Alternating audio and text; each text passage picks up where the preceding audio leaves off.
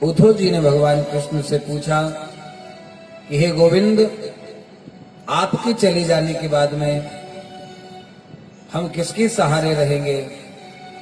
भगवान ने उद्धव जी को ये दिव्य ग्रंथ दिया और कहा, जिस घर में, जिस स्थान पर इस ग्रंथ की कथा होगी, उस स्थान पर मैं खुद जाकर के उस स्थान को पावन करूंगा। उनके घर में मैं उनका पुत्र बनूंगा, उनकी समस्त इच्छाओं का पालन मैं पूरा करूंगा। और आज भगवान नारायण उद्धव जी को इस प्रकार से कह करके अंतर्ध्यान हो गए। इधर नैमिषारण्य तीर्थ में सौनकादि 88,000 ऋषि बैठे हुए हैं, भगवान गोविंद की कथा का श्रवण कर रहे हैं। सौनकादि 88,000 ऋषियों ने सूत जी महाराज से पूछा कि हे सूत जी महाराज, ऐसा कौन सा कर्म है जिस कर्म को करके हम हमारे सारे कार्यों को पूर्ण कर सकते हैं। संसार का प्रत्येक मनुष्य उस कार्य को कर सकता है। हे भगवान नारायण, कृपा कीजिए। सुखदेव जी महाराज के मुखारविंद से सुनी हुई श्रीमद् भागवत महापुराण की दिव्य कथा को श्रवण कराने लगे।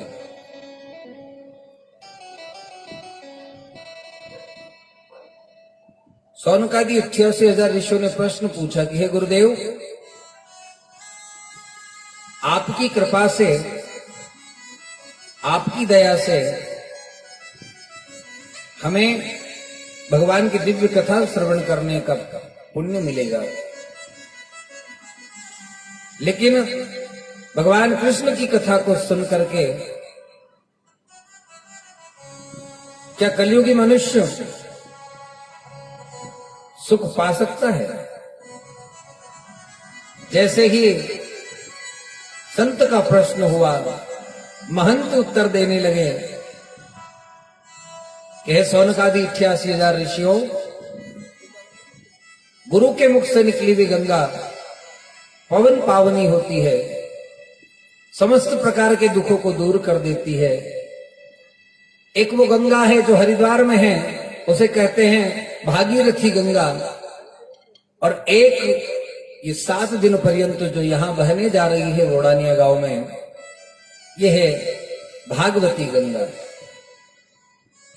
हरिद्वार में जो गंगा है उसको भागीरथ जी लेकर के आए थे, और ये जो दिव्य कथा है ये भागवती गंगा है।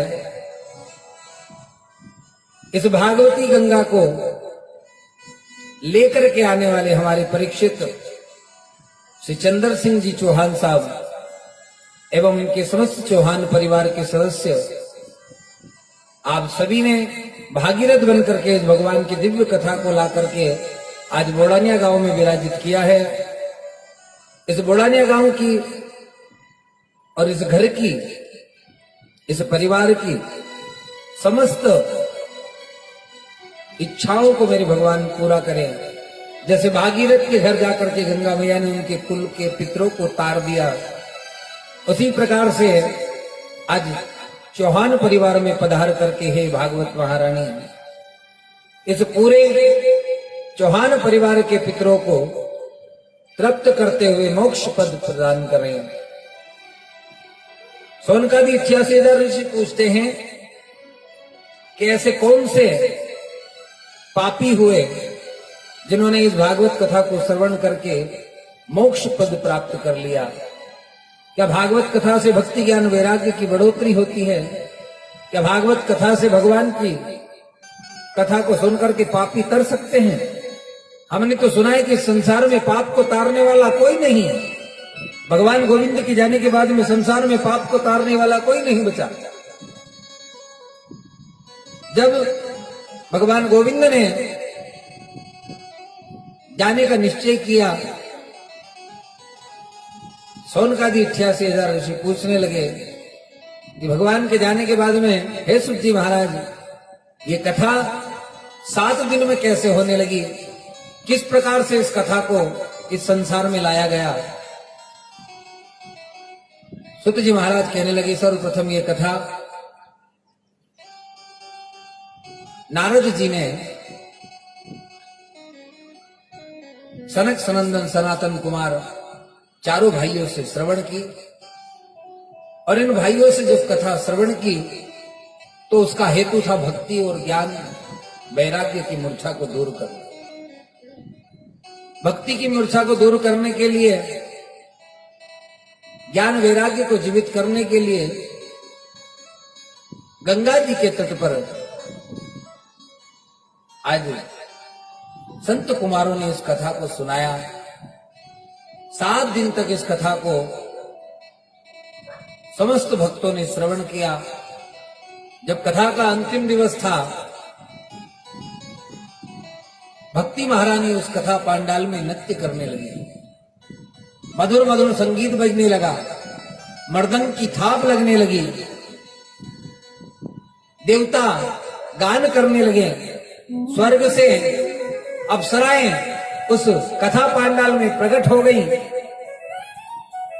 मधुर मधुर संगीत बजने लगा। जब संगीत बजने लगा, सब लोग नृत्य करने लगे। कथा पांडाल में श्रीमन नारायण नाम की ध्वनि जागृत हो गई। श्रीमन नारायण नारायण नारायण, श्रीमन नारायण नारायण नारायण, श्रीमन नारायण नारायण, श्रीमन नारायण भवतारायण, श्रीमन नारायण भवतारायण, श्रीमन नारायण भवतारायण, श्रीमन नारायण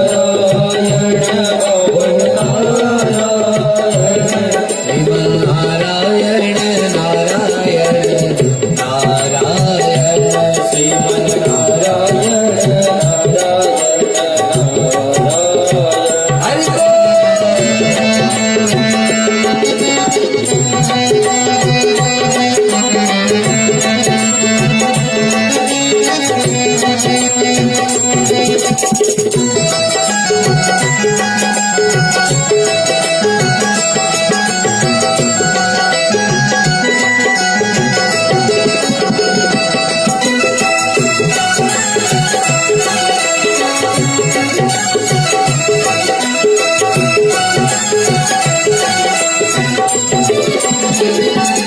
ब्रह्मा नारायण विष्णु नारायण, ब्रह्मा नारायण विष्णु नारायण।